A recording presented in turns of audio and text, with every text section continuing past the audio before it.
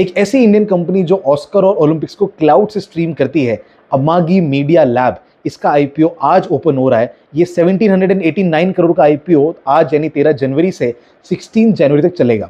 ये company US में बैठकर पूरी दुनिया का टीवी कंटेंट मैनेज करती है। बट क्या आपको इस 600 की पी वाले आईपीओ में पैसा लगाना भी चाहिए? नहीं, लेट्स चेक इट आउट। सबसे पहले देखते हैं नंबर्स में। अमागी के पास 700 ज्यादा ग्लोबल क्लाइंट्स है, जैसे कि सैमसंग और रोकू।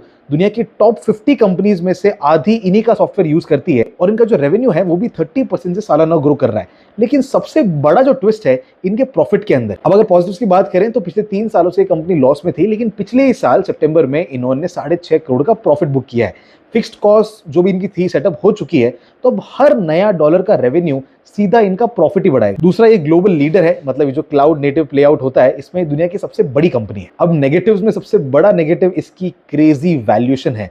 एनुअलाइज प्रॉफिट के बेस पर भी ये आज की डेट में 601 से 630 के पी पे लिस्ट हो रही है, एंड दैट इज क्रेज। दूसरा, 73% इनका रेवेन्यू सिर्फ यूएस से आता है, तो अगर वहां रिसेशन आया तो अमागी को भी झटका लगेगा। और तीसरा, is not that big, but जो 1700-1800 करोड़ है उसमें से 973 करोड़ तो ऑफर फॉर सेल है। तो अब आपको क्या करना चाहिए? देखो, अमागी एक ग्लोबल लीडर है, बट वैल्यूएशन बहुत ज्यादा हैवी। हाँ, भले ही आज जीएमपी 10% लिस्टिंग गेन का सिग्नल दे रहा है, बट इस तरह के मार्केट में इतने ओवर वैल्यूड आईपीओ में सब्सक्राइब करना थोड़ा रिस्की हो सकता है। तो अगर आप थोड़ा रिस्क ले सकते हैं तो छोटे लिस्टिंग गेन्स के लिए अप्लाई कर सकते हैं, या फिर कुछ क्वार्टर में जब इसका पी सेटल हो जाएगा फिर इन्वेस्ट करने की सोच सकते हैं। और do you think about it? Let's no in the comment section.